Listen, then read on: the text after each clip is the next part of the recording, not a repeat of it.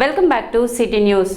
రైతులకు అవసరమైన యూరియాని అవసరమైన మేరకు అందుబాటులో ఉంచేలా చూడాలని తెనాలి నియోజకవర్గ Congress party in charge doctor Chandu Sambasivudu demand చేశారు.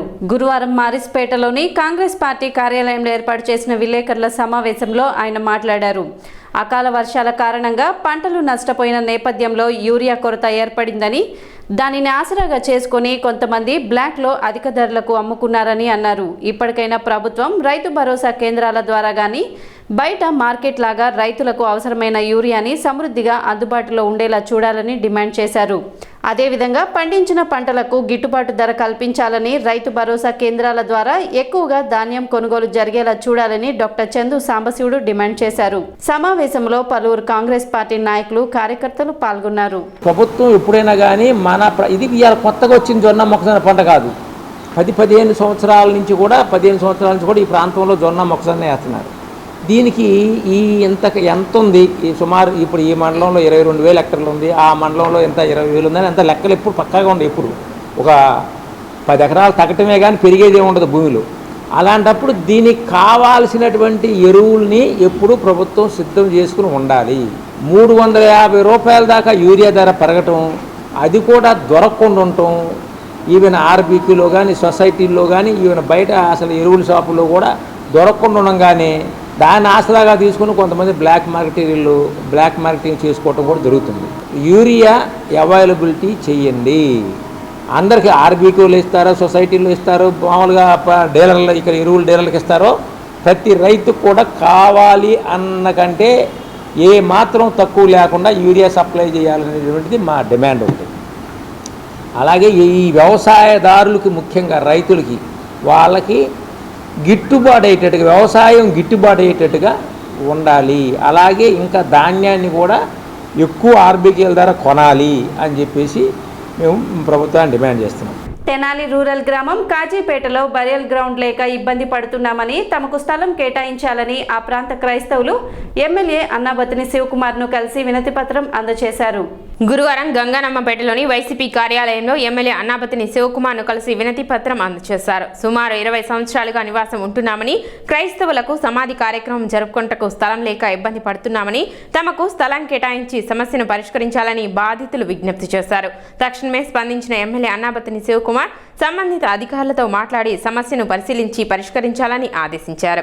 ఒక కన్వర్టెడ్ క్రిస్టియన్ మతస్థులైనటువంటి పాస్టర్ గారు శ్రీనివాసరావు గారు కానీ, చక్కా సీతమ్మ గారు, సంఘ కాపరులు, సంఘస్థులు, దైవజనులు అందరూ కూడా, రాగం భాస్కరరావు గారు, వీళ్ళందరూ కూడా తెనాలి గౌరవ శాసనసభ్యుడు అన్నాబత్తుని శివకుమార్ గారిని కలిసి అక్కడ బరిల గ్రౌండ్ సమస్య అనేది ఉత్పన్నమవుతుందని చెప్పి స్థానిక శాసనసభ్యుల వారి దృష్టికి తీసుకురావడం జరిగింది. స్థానిక శాసనసభ్యులు వెంటనే స్పందించి స్థానిక ఎంఆర్ఓ గారితో, రెవెన్యూ అధికారులు అందరితో కూడా మాట్లాడి యుద్ధ ప్రాతిపదికన ఈ సమస్యను వెంటనే పరిష్కరించే విధంగా, వీరికి న్యాయం జరిగే విధంగా చేస్తానని కూడా స్పష్టమైన హామీ ఇవ్వటం జరిగింది. రేపు కాజీపేట గ్రామం స్వయంగా వెళ్ళి శాసనసభ్యుల వారు బరియల్ గ్రౌండ్ ఏదైతే కావాలో కన్వర్టెడ్ క్రిస్టియన్స్ అందరికీ కూడా హిందువుల మనోభావాలు దెబ్బతినకుండా వీరందరికీ కూడా న్యాయం జరిగే విధంగా స్వయంగా గ్రామానికే వచ్చి తగు న్యాయం చేస్తానని చెప్పి కూడా స్పష్టమైన హామీ ఇవ్వటం జరిగింది. సుమారుగా 20 సంవత్సరాల నుంచి 150 కుటుంబాల వారు యేసు ప్రభు వారిని విశ్వసించి అంగీకరించి ఆయన ఆరాధిస్తున్నాం. 3 చర్చీలు కట్టుకున్నాం. అయితే 20 సంవత్సరాల నుంచి మాకు క్రైస్తవ సమాధుల స్థలం లేక చాలా ఇబ్బంది పడుతున్నాం. మరి శాసనసభ్యులు గారు అన్నాబత్తుని శివకుమార్ గారు దృష్టికి తీసుకొచ్చినప్పుడు ప్రభుత్వ అధికారులు అలాగే శాసనసభ్యులైన శివకుమార్ గారు కూడా మా ఆయన దయవించి మాకు సమాధుల స్థలం విషయంలో న్యాయం చేస్తారని హామీ ఇచ్చారు.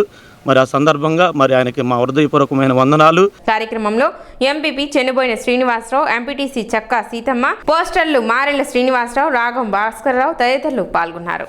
ప్రింటింగ్ పితామహుడు జాన్ గూటన్బర్గ్ జయంతి వేడుకలను AP master printers association Tenali శాఖ ఆధ్వర్యంలో నిర్వహించారు.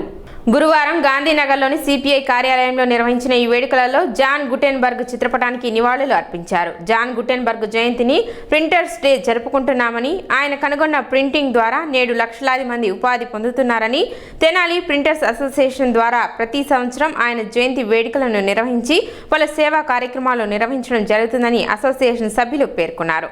ప్రతి సంవత్సరం కూడా మా ప్రింటర్స్ అసోసియేషన్ తెనాలి శాఖ తరపున వారి యొక్క జయంతిని అత్యంత ఉత్సాహంతో చాలా ఘనంగా నిర్వహిస్తూ ఉంటాం. మరి ఈ రోజున లక్షలాది కుటుంబాలు ఆయన పేరు చెప్పుకుని బతుకుతున్నాం. తల్లి మాకు జన్మనిస్తే జాన్ గూటెన్బర్గ్ గారు మరుజన్మనిచ్చాడు. ఎందుకంటే వారు అత్యంతరాన్ని కనిపెట్టబట్టి ఆ పరిశ్రమలో మేము లక్షలాది మంది బతుకుతూ మా జీవనాన్ని కొనసాగిస్తున్నాం. ఈ సందర్భంగా రాష్ట్ర ప్రజలకు, తెనాలి పట్టణ ప్రజలకు ప్రింటర్స్ జయంతి సందర్భంగా శుభాకాంక్షలు తెలియజేసుకుంటున్నాం.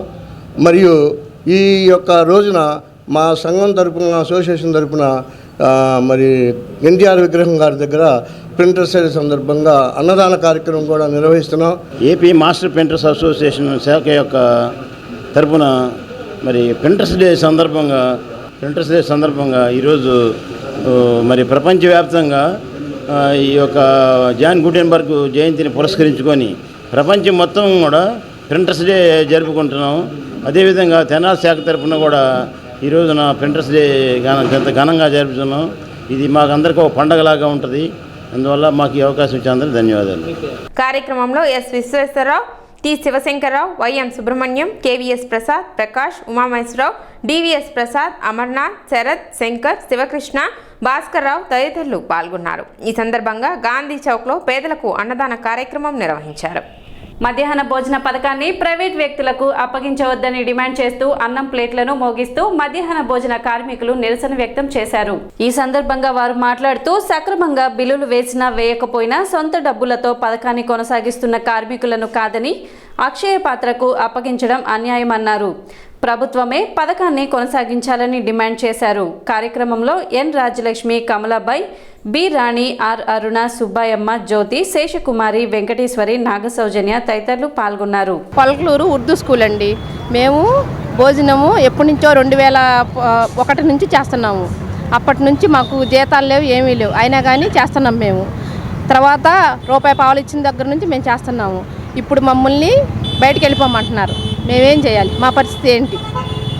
అక్షయ పాత్ర ఇవ్వడానికి మేము ఒప్పుకోం. ఎంఈఆర్ఎల్ పేట స్కూల్ మాది. ఇన్నేళ్ళు బట్టి కష్టపడి మేము మధ్యాహ్నం భోజనం పథకం అక్షయ పత్రిక ఇవ్వకుండా మా కడుపులు మార్చుకోకుండా మేమే కష్టపడి చేయాలనుకుంటున్నాము. జగనన్న మాకు చేయూతనిచ్చి మాకు తోడుగా ఉండాలని కోరుకుంటున్నాము. కాబట్టి అక్షయ పత్రిక ఇవ్వకోకుండా మాకు సాయం చేయాలని జగనన్నని కోరుకుంటున్నాం. సిటీ న్యూస్ ముగించే ముందు ముఖ్యాంశాలు మరోసారి.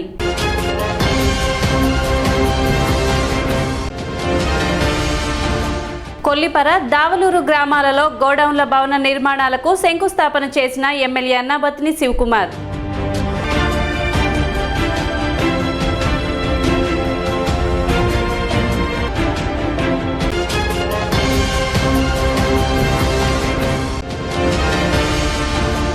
రైతులకు సమృద్ధిగా యూరియా అందించాలి, ప్రభుత్వాన్ని డిమాండ్ చేసిన తెనాలి నియోజకవర్గ Congress party in charge doctor Chandu Sambasivudu.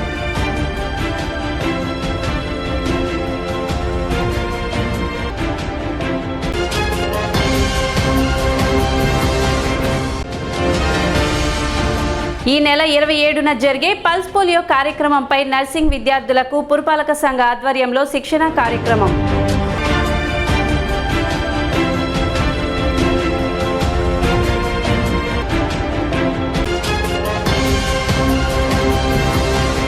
City news ఇంతటితో సమాప్తం. నమస్కారం.